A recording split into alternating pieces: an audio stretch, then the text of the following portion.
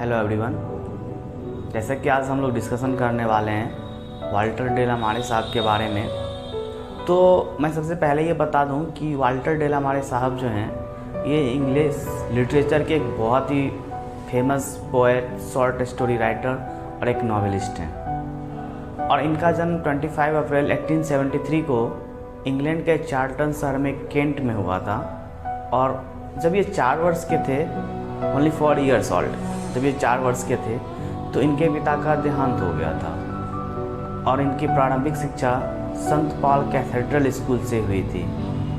और इसके बाद जब इनका ग्रेजुएशन कंप्लीट हुआ तो आफ्टर द ग्रेजुएशन ये एक ऑयल कंपनी है, एंग्लो अमेरिकन ऑयल कंपनी। इस कंपनी में उन्होंने 18 वर्ष तक कार्य किया। 4 अगस्त 1899 को इन्होंने एल्फ्रेडा हिंगफैन से शादी किया, जो इनसे उम्र में 10 वर्ष बड़ी थी। इन्होंने लंदन के एक ऑफिस में बुक कीपर के तौर पे कार्य करते हुए इन्होंने एक शॉर्ट स्टोरी लिखा जो 1892 में पब्लिश हुआ, और वो शॉर्ट स्टोरी था किस्मत। इनके द्वारा पहला नॉवेल था हेनरी ब्रोकन, जो 1904 में लिखा गया था।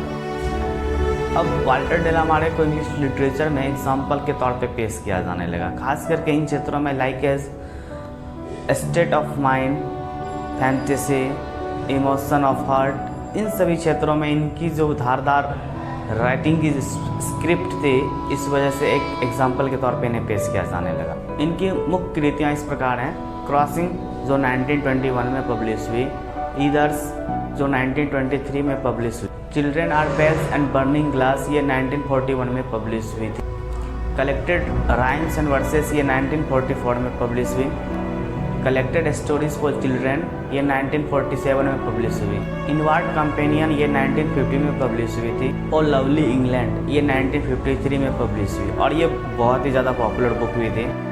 इसके अतिरिक्त भी इन्होंने कई सारे नॉवेल लिखे थे, और इन्हें 1947 में एंड्रयू कार्नेगी मेडल से सम्मानित किया गया था।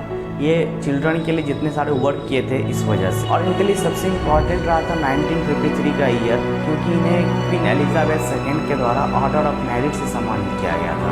83 की एज में इनका डेथ हुआ था 22 जुलाई 1956 को ट्विंकनहेम, इंग्लैंड में। तो यहाँ तक वाल्टर डेलामारे साहब का एक शॉर्ट लाइफ समरी था। तो यहाँ तक बने रहने के लिए बहुत बहुत धन्यवाद।